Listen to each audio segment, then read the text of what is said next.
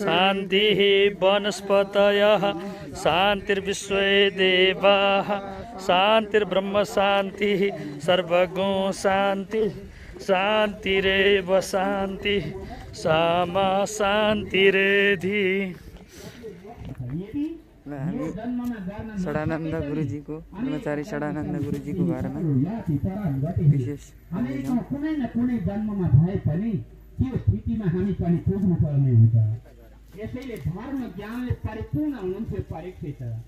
ब्रह्मचारी षडानंद गुरुजी को जन्म वैराग्य उत्पत्ति भयो अनि बुद्धत्व प्राप्त गर्नुभयो, शक्ति प्राप्त गर्नुभयो। यहाँ पनि सुखदेवजीले परीक्षित महाराजलाई यही भन्नुहुन्छ, यसको विचार गर, जन्मको विचार गर, मृत्युको विचार गर। शिशिरोरुबाहवे सहस्रनाम्ने पुरुषाय शाश्वते शरकोटि युगधारिणे महा गुरुर्ब्रह्मा गुरुर्विष्णु गुरुर्देवो महेश्वरः गुरुर्साक्षात् परं ब्रह्म तस्मै श्री गुरवे नमः। ओम नमः संभवाय च मयो भवाय च नमः शंकराय च मयस्कराय च नमः शिवाय च शिवतराय च सद्गुरवे नमः।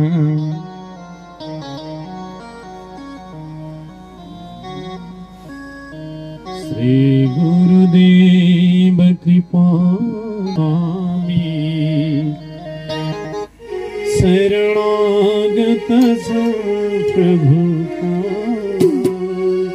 श्री गुरुदेव कृपानिधि स्वामी शरणागत प्रभु गुरु को करुणा न भय गुरु को करुणा न भय भव सागरयो शरण सकना भव सागरयो तन सकना श्री गुरुदेव कृपा निधि स्वामी शरणागत प्रभु श्री गुरुदेव कृपा निधि स्वामी शरणागत।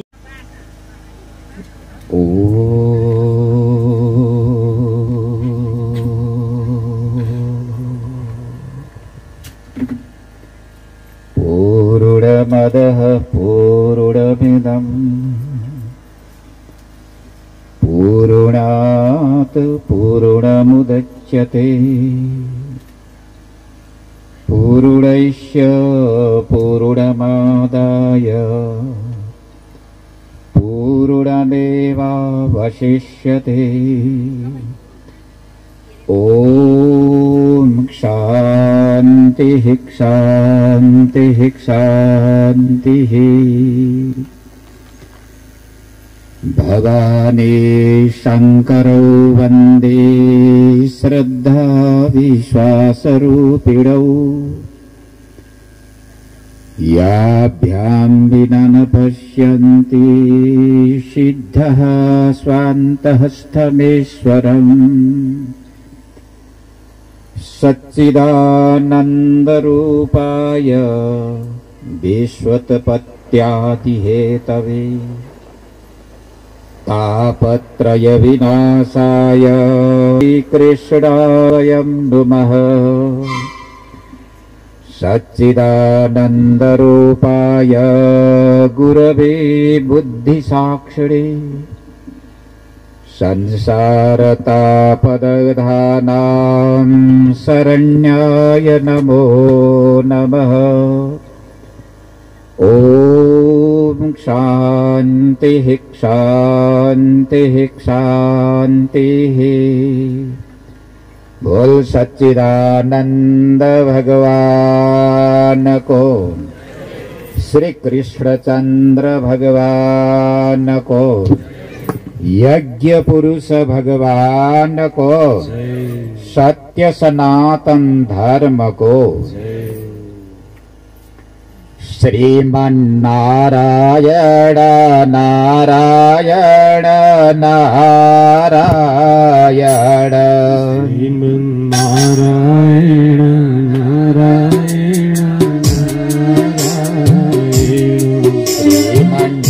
नारायण नारायण, श्रीमन नारायण नारायण नारायण, श्रीमन नारायण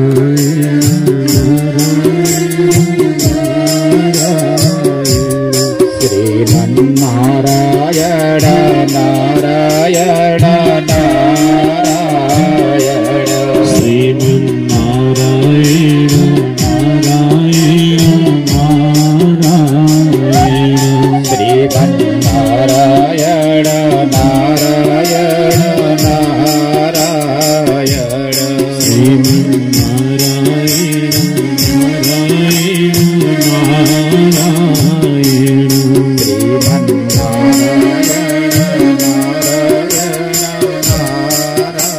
नारायण नारायण, श्रीमन नारायण नारायण,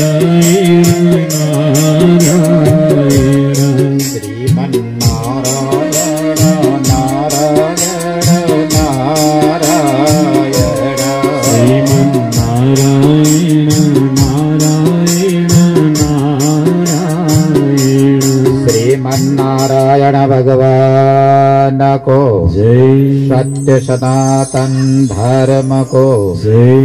ओम नमः पार्वती पतये, हर हर हर महादेव शंभो।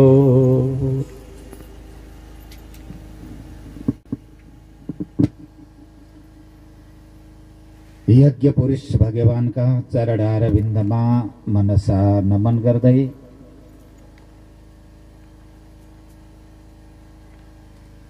व्यासासनमा आसीन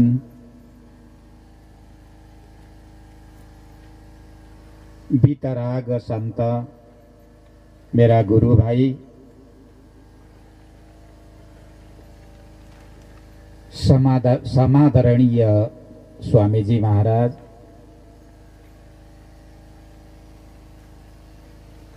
यज्ञमा दीक्षित भई बस्नुभएका समस्त कर्ता परिवारहरू,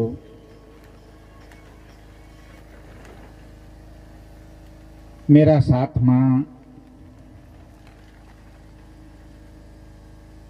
सहचरको रूपमा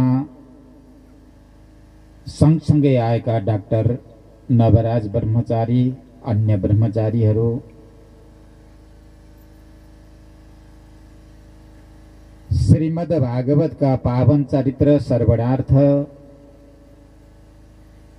अग्रपंक्तिमा रहनुभएका श्रोता महानुभावहरू, यज्ञीय ब्राह्मणहरू, अन्य सज्जन महानुभावहरू,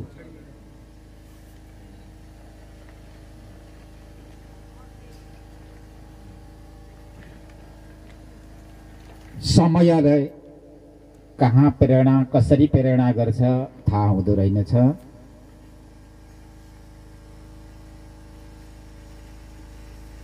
बेहु रामकोटमा धार्मिक महोत्सवको सिलसिलामा म केही यता धाइरहेको थिएँ। अहिले पनि करिब 10 दिनदेखि म रामकोटको डाँडोमा धार्मिक महोत्सव महायज्ञको पृष्ठभूमिको लागि खटिरहेको थिएँ, परन्तु समयको प्रभाव त्यो कार्यक्रमलाई स्थगित गर्न हामी बाध्य भयौं। प्रशासनले पनि रोकिदिए। अहिले गर्न तपाईहरुले सक्नुहुन्न भन्ने हामीलाई सूचना जारी गरे। हठ गरेर अगाडि बढ्न सकेनौं। अस्ति मात्र पुनः मिटिङ बोलाएर बैठक बोलाएर सबैलाई साझो रूपमा जानकारी गराएर स्थगित गर्यौं। सायद त्यो कार्यक्रम अर्थात् त्यो धार्मिक महोत्सव स्थगित नभएको भए यहाँ हुन पनि मलाई अप्ठ्यारै थियो। मैले धेरै साधु सन्त विद्वानहरूलाई आमन्त्रण गरेको थिएँ। करिब करिब 200-250 जति सन्त महात्मा विद्वानहरूको आगमन हुँदै थियो बागलुङ जिल्लामा। धेरैभन्दा धेरै भक्तहरूले विद्वान र साधु सन्तहरूको दर्शन पाउने सुअवसर जुटेको थियो। तर समयको प्रभाव त्यो सम्भव रहेन। सबैलाई मैले अब नआउनुहोस् भनेर भन्न बाध्य भएँ। मनमा लागेको थियो एकपटक ब्रह्मचारी षडानन्द भोलाज्यू यो कुल खानदानको घरमा आउनुपर्छ। त्यत्रो कार्यक्रम हुँदैछ, सप्ताह हुँदैछ, जान पाए हुने थियो भन्ने सूक्ष्म संकल्प मनमा त थियो। परन्तु समयले साथ दिन्छ दिँदैन भनेको त्यता स्थगित भयो। परन्तु यहाँ आउन सफल भए। परम श्रद्धेय स्वामी विवेकानन्द सरस्वतीजी महाराज वितराग सन्त आफ्नो निष्ठामा रहेर सबै भक्तलाई श्रीमद् भागवतका चर्चा परिचर्चा सुनाइरहनु भएको छ र आफ्ना अनुभव पनि धेरै ठाउँमा बाँडिरहनु भएको छ। सबैलाई कृतार्थ बनाउनु भएको छ। यहाँ यो घरसँग मेरो लगभग 2टा नाता छ। 2टा नाता। एउटा त षडानन्द ब्रह्मचारी शिष्य, सानो बाल्य अवस्थादेखि नै हाम्रा काखमा रहे, हुर्के, पढे, हामीले पढायौं। उनको स्नेह श्रद्धा निष्ठा आश्रमप्रति रह्यो, ब्रह्मलिनी गुरुवर स्वामीप्रति रह्यो, हामीप्रति रह्यो। त्यो नाताले पनि यहाँ आउनु थियो। अर्को यहाँ भोलाजी दाजु सायद भोलाजी र मैले सँगै रामगढको डाँडोमा पढेका थियौँ कि अघि पछि के भएको थियो, सँगै पढेको जस्तो पनि लाग्छ। बा मभन्दा पछि हो कि अघि हो कि सायद सँगसँगै हो भने मेरो मित्रको नाता पनि छ भोलाजीसँग। त्यसले पनि आउनु भित्रबाट मेरो अव्यक्त संकल्प स्फुरण भइरहेको थियो। यी 2टा प्रबल नाता थिए। अर्को नातो भीम पोखरामा। यद्यपि यो शरीरको जन्म त्यही बिउकोटमा भए तापनि यो यतातिर खोलो तरेर त्यो त अक्षतेदेखि माथितिर आउने अहिलेसम्म अवसर प्राप्त भएको थिएन। भीम पोखरा जानुपर्ने, अझ यसदेखि माथि यहाँ के थाप्ले भन्छन् कि टाउके के भन्छन्, त्यो टाउकोमा पनि जानुपर्ने। मलाई जुराएको छैन कि किन जुराएन भन्दै थिएँ र पनि आज माथि नै नभए नि कमसेकम तल तल भयो भने कुनै दिन माथि पनि होला भन्ने आश गरेको छु। यहाँका भक्तहरू कस्ता छन्, के छन्?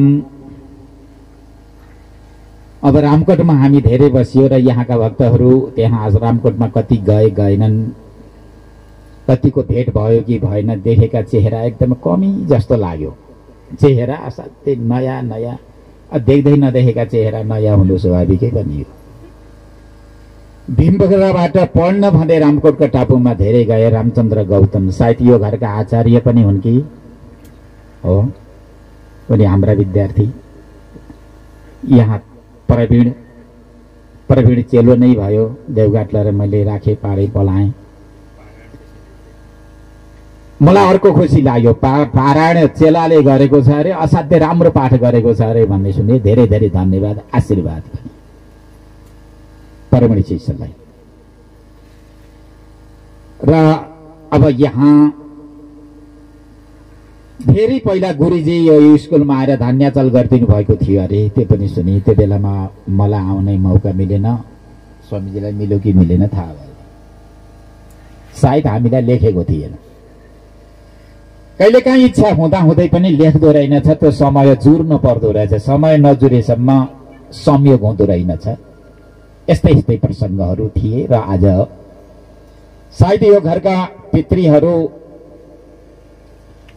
नैष्ठिक ब्रह्मचारी षडानन्दको प्रेरणा र यस्तै यस्तै होला, जसो कारणले आज हामी यहाँ जुट्न सफल भयौं। लगभग यो आश्रमका परम्परामा रहेका आश्रमहरू 29-30वटा छन्। ती आश्रमसँग नैष्ठिक ब्रह्मचारी षडानन्दको सम्बन्ध छ, भोलाजीको सम्बन्ध छ, सबैको सम्बन्ध छ। तपाईहरूले यही गाउँको सामान्यतया देखे तापनि षडानन्द ब्रह्मचारी धेरै ठुला ठाउँमा पुगिसकेका छन्। गुरुजीको आशीर्वाद छ, हाम्रो आशीर्वाद छ। त्यसले त्यो आशीर्वादले ठुलो काम गरिरहेको छ। विद्वान बनेका छन्। इन्डियाका सन्तहरूले पनि विश्वास गरेका छन्, पत्याएका छन्। हाम्रा गुरुकुलको मन पनि उनले जितेका छन्। गुरुकुलले विश्वास गरेको छ इत्यादि। अब धेरै अगाडि नबढौं। देख्दै गर्दा यहाँ विधिवत अनुष्ठान अगाडि बढिरहेको देखेको छु। प्राय गृहस्थ आश्रममा यज्ञ आगादी हुँदा कर्म प्रधान हुन्छ, अनुष्ठान प्रधान हुन्छ। देवताहरूलाई विशेष प्रकारको भाव चाहिन्छ, वेदका मन्त्र शुद्ध चाहिन्छन्। पितृहरूको सम्मानमा वाक्य वचन वा वेदका मन्त्रहरू अत्यन्त शुद्ध चाहिन्छन्, जसद्वारा पितृहरू सन्तुष्टि हुन्छ। प्राय घर गृहस्थ आश्रममा 3 प्रकारका ऋण हुन्छन्: देव ऋण, ऋषि ऋण र पितृ ऋण। तपाईहरू सबै गृहस्थ हुनुहुन्छ। तपाईका श्रीमा देव ऋण छ, पितृ ऋण छ र ऋषि ऋण छ। 3टा ऋणलाई तपाईहरूले तिर्नुपर्छ। कसैको घरमा भाडा तिरेर बस्नुपर्छ, तिरेन भने दण्डको भागी हुन्छ। त्यस्तै घर गृहस्थ आश्रममा रहेका व्यक्तिले 3 ऋणहरू तिरेनन् भने उनीहरू सबै दण्डका भागी हुन्छ।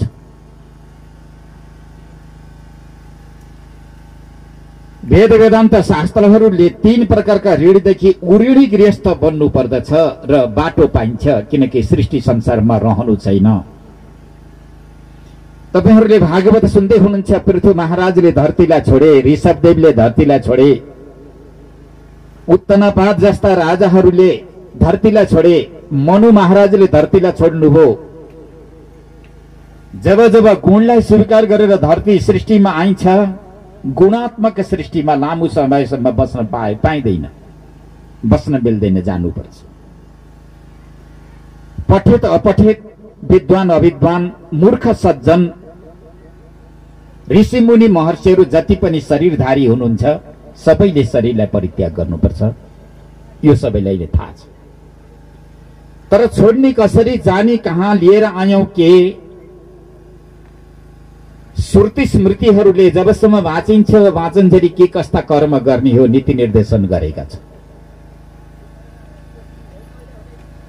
श्रुति स्मृतिहरूले बताएका अर्थात् गरेका नीति निर्देशन अनुसार आफूले आफ्नो मार्गलाई तय गर्न सकियो भने डर हुँदैन। दृष्टान्तको रूपमा पुलिसहरू छन्, दण्डधारी छन्। हामीले गल्ती गरेका छैनौं भने ती आर्मीको जत्थासँग, पुलिसको समूहसँग हामीलाई पटक्कै डर लाग्दैन। सरासर जाने आउने चलेको हुन्छ। उनीसँग वार्तालाप पनि हुन्छ। यदि हामीले गल्ती गरेछौं भने एउटा मात्रै पुलिस अगाडि आयो भने पनि हामी काँप्नुपर्छ, किनकि बाटो बिरिएको छ। बिराएको मान्छे डराउनुपर्छ। जसले बिराउँदैन त्यो कहिल्यै पनि डराउनु आवश्यकता छैन। जसले बिराउँछ त्यो व्यक्ति स्वप्नमा पनि डराइरहेको हुन्छ। त्यस्तै यो संसारमा हामी जन्म्यौं, आयौं। पशु पक्षी कीट पतंगको जस्तो शरीर र जन्म हाम्रो होइन, हाम्रो उच्च कोटिको जन्म हो। हामी मनुष्य हौं। हामीले धर्म र अधर्मको स्वरूपलाई बुझ्न सक्दछौं, ज्ञान र अज्ञानलाई बुझ्न सक्दछौं। बन्धन के हो र मोक्ष के हो यो स्वरूपलाई पनि चाह्यौं भने हामीले बुझ्न सक्दछौं। चाह्यौं भने सत्वगुणी कर्म गर्न सक्दछौं र यो सत्वगुणीको आधारमा देवता बन्न सक्छौं। चाह्यौं भने हामी अहिले नै भगवान बन्न सक्छौं। चाहेनौं हीन कर्म गर्यौं, अशास्त्रीय कर्म गर्यौं, त्रुटिपूर्ण कर्म गर्यौं भने हामी रुँदै रुँदै नरकतिर जानु पर्दछ, अशुभ गतितिर जानु पर्दछ।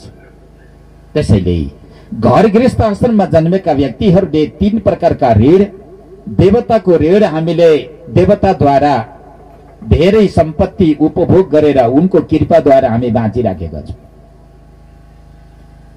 अन्न देवताको सम्पत्ति हो, अन्न खाएर बाँचेका छौँ। वायु देवताको सम्पत्ति हो, श्वास प्रश्वास हुनेको आधारमा हामी बाँचेका छौँ। पृथ्वी देवताको सम्पत्ति हो, पृथ्वीमा हामीलाई यावत क्रियाहरू चलिराखेका छन्, यावत व्यवहारहरू चलिराखेका छन्। जल देवताको सम्पत्ति हो, जल नभएसम्म हामीले त्राण नै पाउँदैनौं। भनौ यहाँ कुन छैन देवताको सम्पत्ति, यावत देवताको सम्पत्ति उपभोग गरेर बाँचिराखेका छौं। देवताको सम्पत्ति उपभोग गरेर बाँच्ने, देवतालाई नसम्झने, हुम स्वाहा सदा यथा समयमा नगर्ने, पूजा पाठ नगर्ने, देवताका नाममा मन्त्रको जप नगर्ने, अनुष्ठान नगर्ने, देवतालाई नसम्झिकन केवल यो पेट यो कुन्तुरो मात्रै भर्न थाल्यौं भने देव ऋण हाम्रो शिरमाथि हुन्छ। भोलि गएर यमराजले हामीलाई दुःख दिन्छ। भारतवर्ष भरतखण्ड जम्बूद्वीप आर्यवर्त क्षेत्रमा मनुष्यको जस्तो शरीर प्राप्त गरेर गयौ, सकल साधन सम्पत्तिले युक्त भएर त्यहाँ गयौ, त्यहाँ गएर तिमीले के गर्यौ? केवल पेट मात्रै पाल्यौ, छोराछोरीलाई मात्रै पाल्यौ, केवल उकाली र गोराली मात्रै गर्यौ, तेरो र मेरो मात्रै गरेर झैझाडा गरेर त्यत्रो देवता भन्दा पनि अझ विशेष प्रकारको आयुलाई समाप्त गरिदेऊ। ल के गर्यौ भनेर यमराजले सारा खाता पाता पल्टाएर हेर्दा यदि पुण्य कर्म 0 रहेछ भने रुँदै रुँदै जानुपर्छ है, नरकतिर अशुभ गतितिर जानुपर्छ। यो विषयलाई राम्रो बुझ्नुपर्छ। त्यसैले देवऋण हावा अर्थात् वायु देवताको सम्पत्ति, पृथ्वी वायुको सम्पत्ति देवताको सम्पत्ति, आकाश देवताको सम्पत्ति, अन्न देवताको सम्पत्ति। एक दाना लगाइदियो हजारौं दाना फलिराखेका छन् हामीलाई पाल्नको लागि। यो सारा देवताको सम्पत्ति उपभोग गर्ने, देवतालाई नसम्झिकन नचढाइकन तोदियम वस्तु दिएछ नभनिकन यदि खाना थाल्यौं भने हामी उद्दण्ड हुन्छौं, कृतज्ञ हुन्छौं, ठूलो दोष र पाप लाग्छ। त्यसैले देवताको सम्मान गरेर देवताको ऋणदेखि उऋणी हो।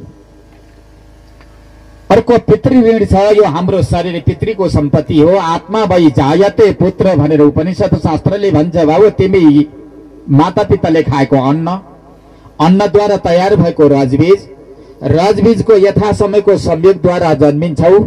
त्यो तिम्रो जन्म कहाँ भएको छ, कहाँबाट भएको छ? माता पिताबाट भएकोले माता पिताको तिम्रो जीवनमा ठूलो लगानी छ।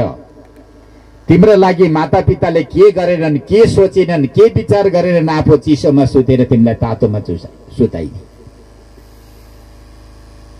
खस्रो वस्तु माता पिताले खाएर तिमीलाई मसिनो खाइदिए। मूर्ख हुन्छन् कि अपठित हुन्छन् कि कहीं अपहेलित हुन्छन् कि नास्तिक हुन्छन् कि कसैले तिरस्कार गर्दछन् कि मेरा सन्ततिलाई कसैले पनि दोषारोप नगरोस् भनेर तिम्रो सम्बन्धमा माता पिताले ठूलो चिन्तन र विचार गरे, ठूलो लगानी लगाए। आफूले दुःख कष्ट सहेर पनि तिम्रो जीवनमा ठूलो ऊर्जा प्रदान गरे। त्यसरी ऊर्जा प्रदान गर्ने पितृहरू माता पिताको यदि तिमीले तिरस्कार र अपमान गर्यौ भने पनि तिमीलाई नरकमा पनि बास मिल्दैन भनेर बताएको छ। अब कहाँ हो गएर मिल्ने थाहा छैन। ख्याल गर्नु होला।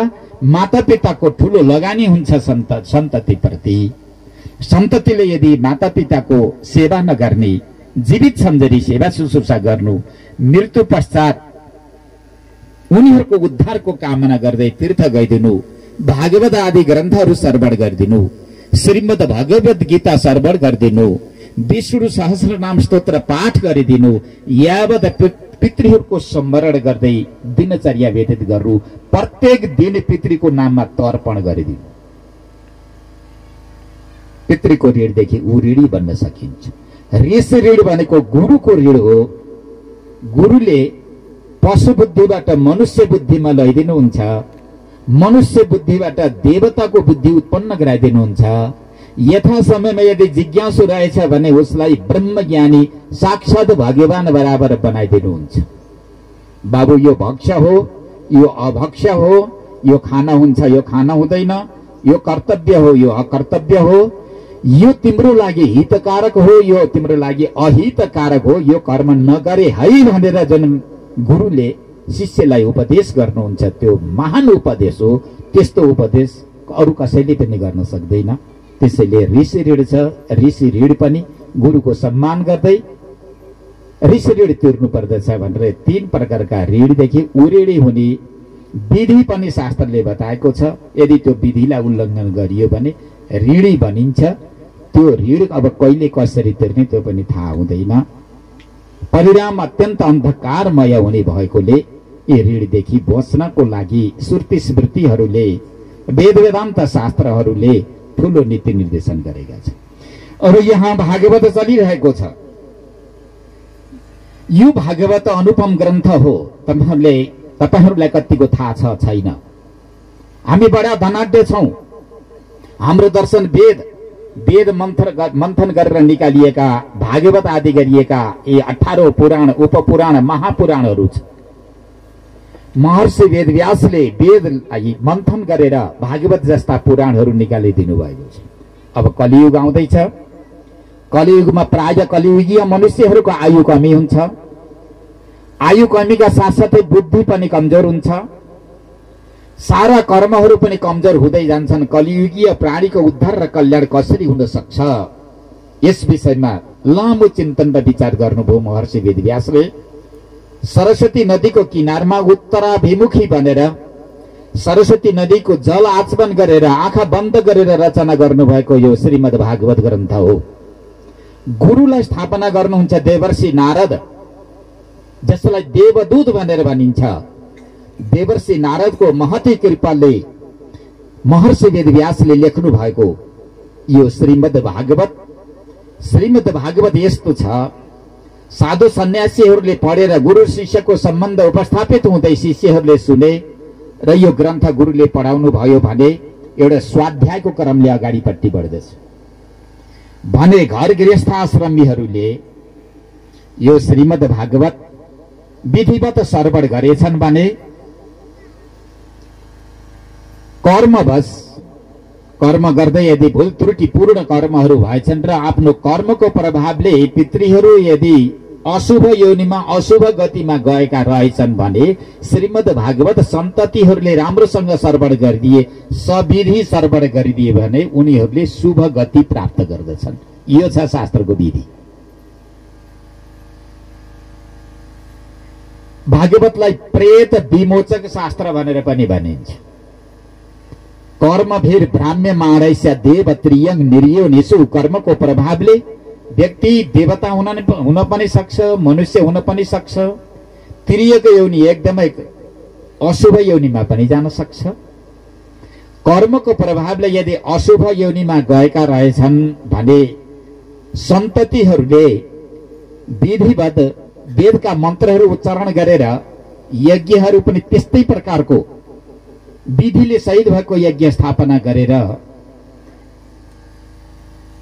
भागवतको पाठ मात्रै श्रवण गर्छन् भने तापनि यी श्लोकहरू जति छन् श्लोक होइनन्, यिनी वेदका कण्डिका हुन्, जसको प्रभावले अशुभ योनिमा गएका पितृहरूले शुभ गति प्राप्त गर्दछ।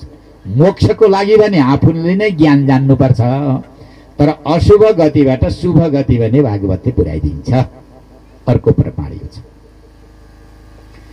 अर्को फेरि यो भागवत मोक्ष शास्त्र पनि हो।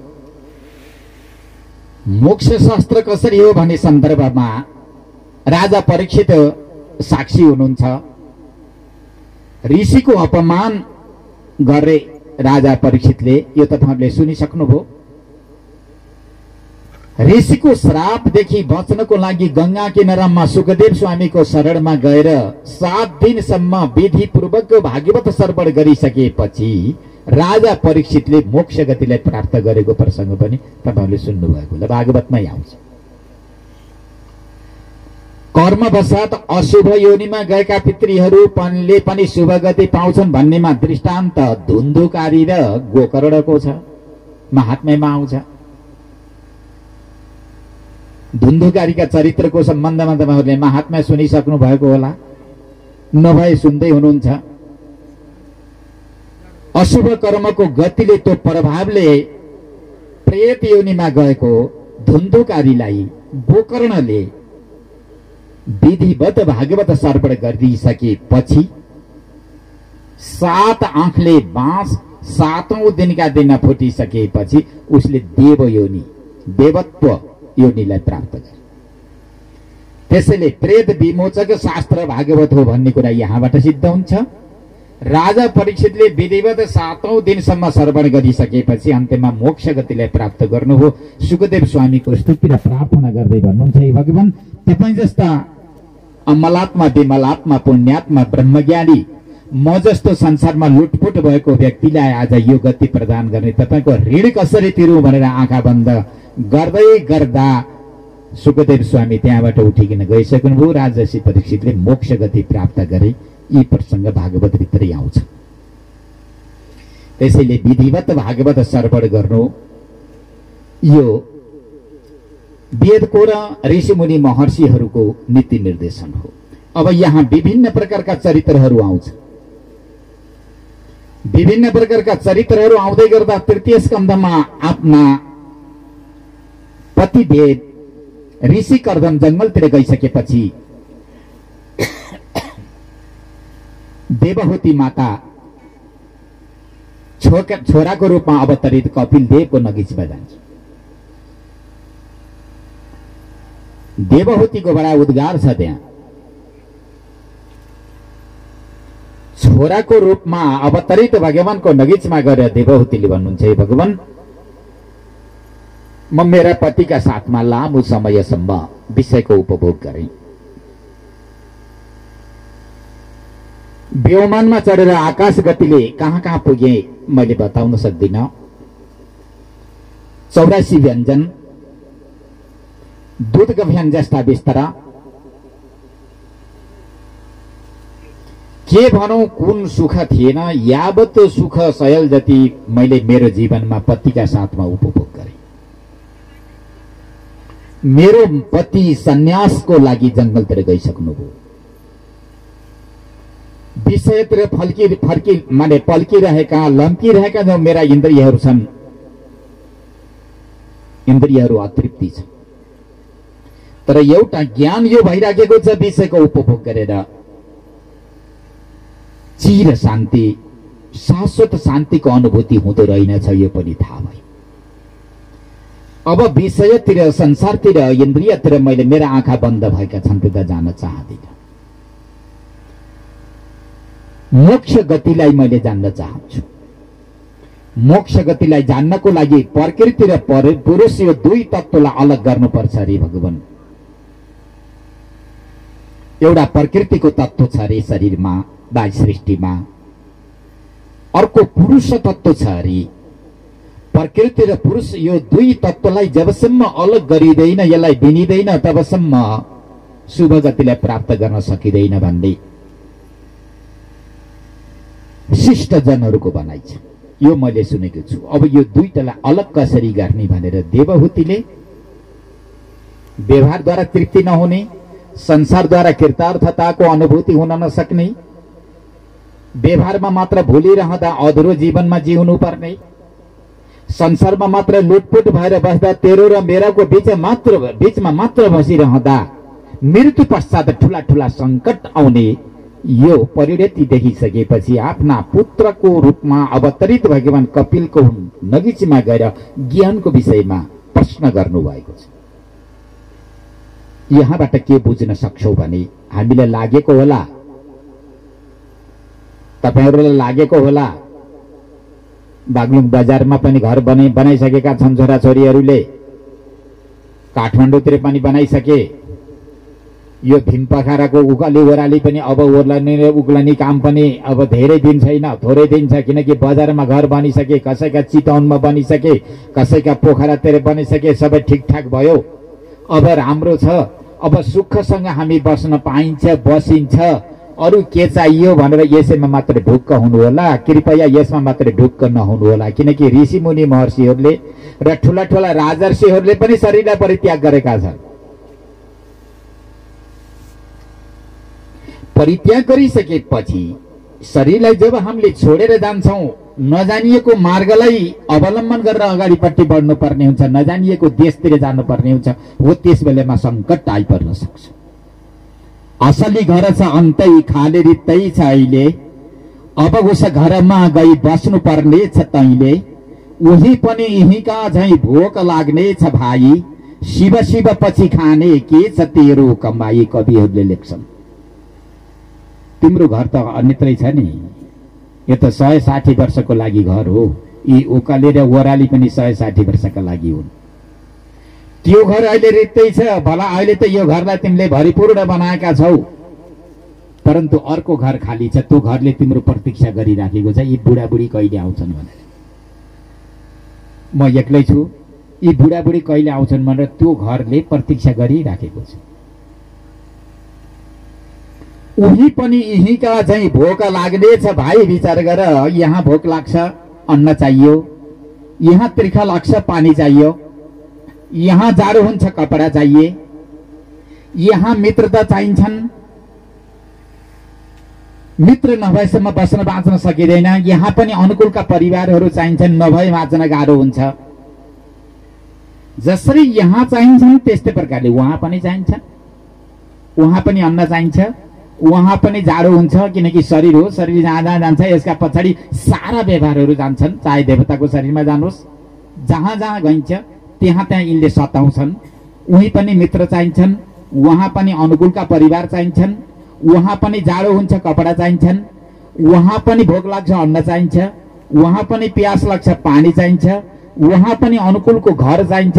चाहिन्छ भने बाबु त्यो चाहिने वस्तुलाई अहिले ठिकठाक पार। यो कर्मभूमि हो, यो कर्मभूमि। यहीँ ठिक्क पार, वहाँ गएर ठिक पर्दैन। वहाँ गएर भोग्ने मात्रै हो।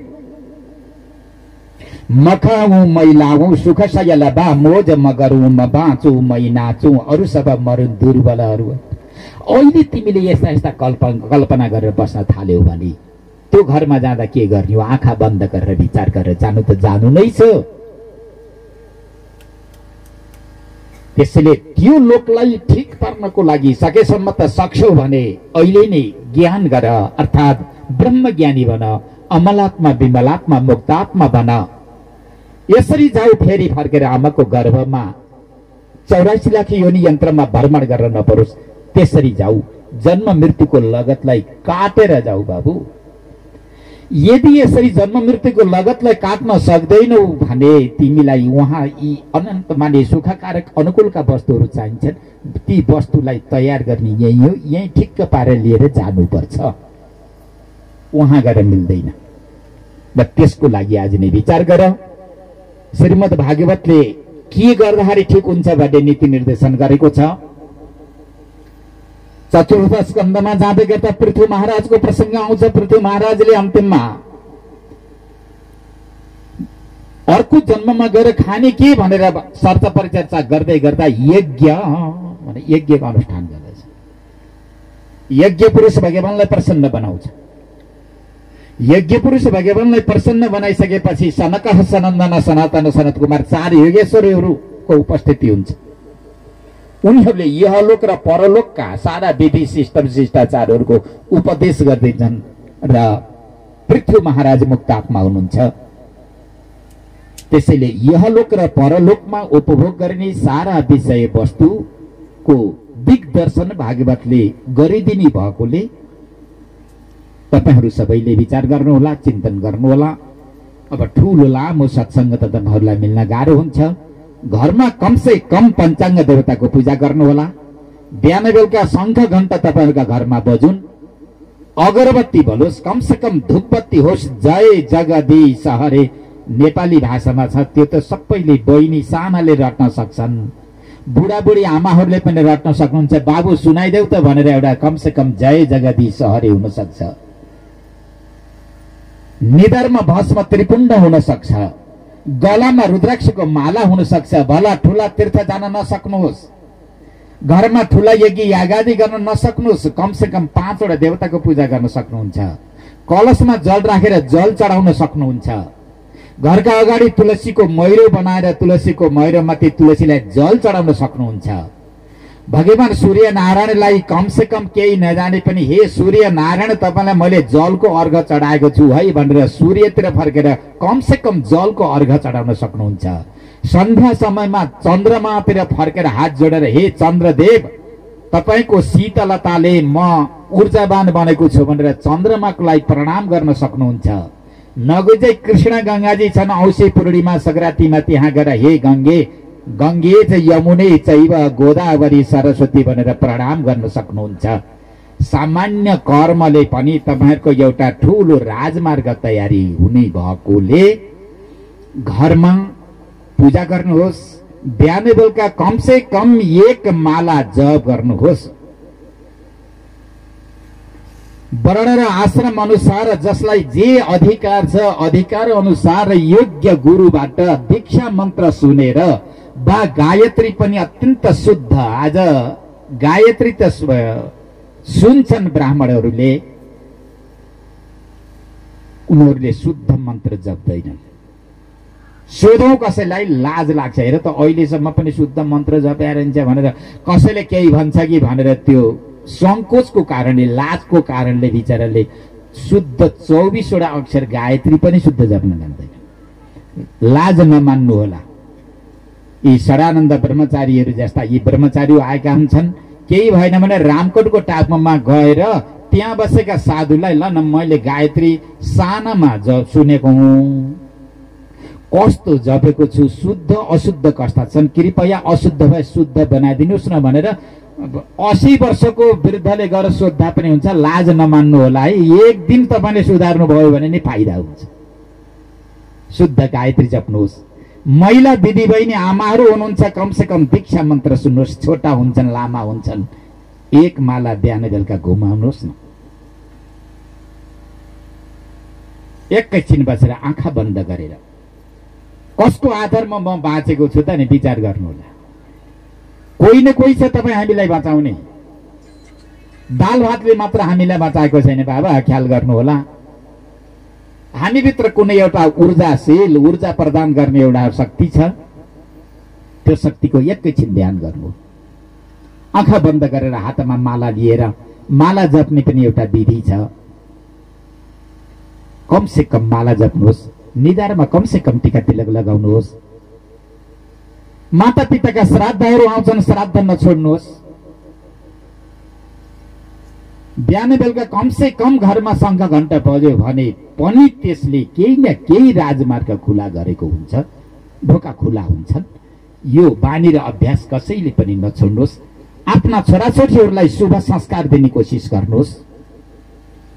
छोराछोरीलाई यदि शुभ संस्कार तपाईले दिनु भएन, तपाईले यदि बिहान बेलुका घण्टा नातिलाई काखमा राखेर जय जगदीश हरे भनेर घण्टी बजाउनु भयो भने त्यो नातिका कानमा घण्टीको आवाज बरेको हुन्छ। अनि हाम्री हजुरआमाले मलाई काखमा राखेर घण्टी बजाउनुहुन्थ्यो, जय जगदीश हरे भन्नुहुन्थ्यो। भन्न पर्दो रहेछ क्यारे भनेर अलि ठुलो भएपछि उसले पनि सँग घण्टा बजाइदिन्छ। त्यो चिन्ह हो कि शुभ मार्गमा लाग्ने चिन्ह हो। सन्तान छोराछोरीहरूलाई सम्पत्तिको मात्र चिन्ता नगर्नु होला, संस्कारको विषयमा चिन्ता गर्नु। संस्कार बिग्रो भने गयो, फर्केर आउँदैन।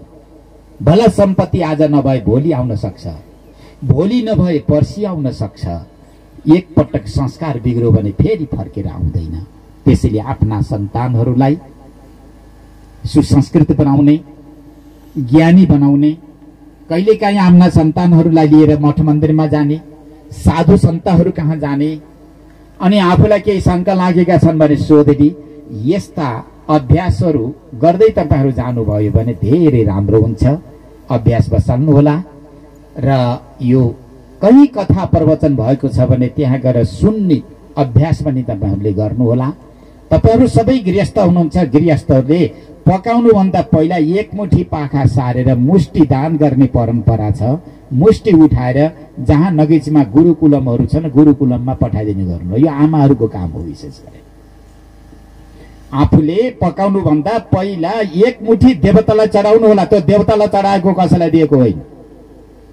त्यसपछि त्यो अन्न कहाँ पुर्याउने? पहिला त साधु सन्तहरू घरमा भिक्षामदेही भनेर आउँथे, त्यो सौभाग्यशाली समय थियो। अहिले भला त्यस्ता साधु सन्त घरमा आएको देखिँदैनन्। अब के गर्ने नि त्यो मुष्टि उठाएर जहाँ गुरुकुल, यहाँ फेदीमा एउटा गुरुकुलम छ त्यहाँ पुर्याइदिनुहोस्। त्यस्तै अन्यत्र पनि गुरुकुलमहरू हुन्छन्, जहाँको लय पनि, जुन गुरुकुलममा लय पनि हुन्छ, वेद पढ्ने ठाउँ त्यहाँ पुर्याइदिनुहोस्। जहाँ साधु सन्त छन् त्यहाँ पुर्याइदिनुहोस्। बाँकी रहेको अन्न पवित्र हुन्छ, त्यो प्रसाद हुन्छ। यो भुङ्क्तेस तेन एव स भनेर बताएको छ। देवतालाई अर्पण नगरिकन आफ्नो पेटको लागि मात्र पकाएर खान्छ भने त्यसले पाप खान्छ भनेर बताएको छ। ख्याल गर्नु, देवतालाई अर्पण नगरिकन आफ्नो पेटको लागि मात्र कसैले पकाउँछ भने त्यसले अन्न खाँदैन। भलागुले त सोचेको होला अन्न खाएको छु, तर शास्त्रीय दृष्टिमा पाप खाएको दोष लाग्छ भनेर बताएको छ। त्यसैले यस्ता यस्ता यी झिना मसिना कर्महरू पनि भागवतले संकेत गर्दछ। छोटो समयमा कति भन्ने नभन्ने, समयले कति भ्याउँछ त्यो आफ्नै ठाउँमा छ। त्यसैले तपाईँहरू सबै भाग्यशाली हुनुहुन्छ। आज भीम पोखरामा पौडेल परिवारको संकल्पमा शुभ संकल्पमा तपाईँहरूले भागवत सुनिरहनु भएको छ। यस्तै गाउँमा अरूका मनमा पनि यदि संकल्प आयो भने साधु सन्त विद्वान पण्डितहरू बोलाएर गराउनुहोस्, सबैलाई सुन्ने एउटा अवसर दिनुहोस्। वर्षमा एक पटक सानो ठुलो यज्ञ गृहस्थको घरमा हुनै पर्छ। ख्याल गर्नु होला। सत्यनारायणको पूजा मात्रै भए पनि गर्नु होला घरमा। शङ्खघण्ट बजाउनु होला, राम्रो हुन्छ, कल्याण हुन्छ, अन्न पवित्र हुन्छ। पवित्र अन्न खानुभयो भने बुद्धिमा विशेष प्रकारको शक्ति ऊर्जा भरिएको हुन्छ। र यस्तै यस्तै चरित्रले आफ्ना दिनचर्याहरूलाई कृतार्थ बनाउनु होला। अब धेरै अगाडि नबढौँ। आज हामी पोखरासम्म निक्लने संकल्प गरेका छौँ। आदरणीय स्वामीजीले तपाईँहरूलाई भागवत सुनाउनु भएको छ। कर्ता अर्थात् दीक्षित भएर ब्रह्मचारी सहित यी परिवारहरू दीक्षित भएर अगाडिपट्टि बसिरहनु भएको छ। श्रोताको रूपमा, कर्ताको रूपमा, श्रोताको रूपमा तपाईँहरू सबै बसिरहनु भएको छ। कथा श्रवण गर्न माने जसले लगाएको छ तिनले मात्रै चरित्र सुधार्ने वा कुनै आफ्नो चरित्रमा कमी कमजोरी भएको छ भने सुधार्ने होइन, जस जसका कानमा परेका छन् सबैले सुधार्न सकिन्छ। यो सबैको लागि हो, साझो हो। भागवत लगाउने कर्ताको मात्रै होइन, यो सबैको साझ हो। यी ग्रन्थ, यी हाम्रा ग्रन्थमा आएका ऋषि मुनि महर्षिहरू, यिनका विचार सबै साझा हुन्, समष्टि हुन्, सबैका लागि हुन्, लगाउने कर्ताका लागि मात्रै होइनन्। त्यसैले यो साझो रूपमा सबैले श्रवण गर्नुहोला। अस्तु, अब अगाडि धेरै नबोलौँ। अब कर्ता परिवारको कल्याण होस्, श्रोताहरूको कल्याण होस्, प्रत्यक्ष परोक्ष रूपमा सहभागी हुने सबैको कल्याण होस् भन्ने यो कल्याणकारक कामना गर्दै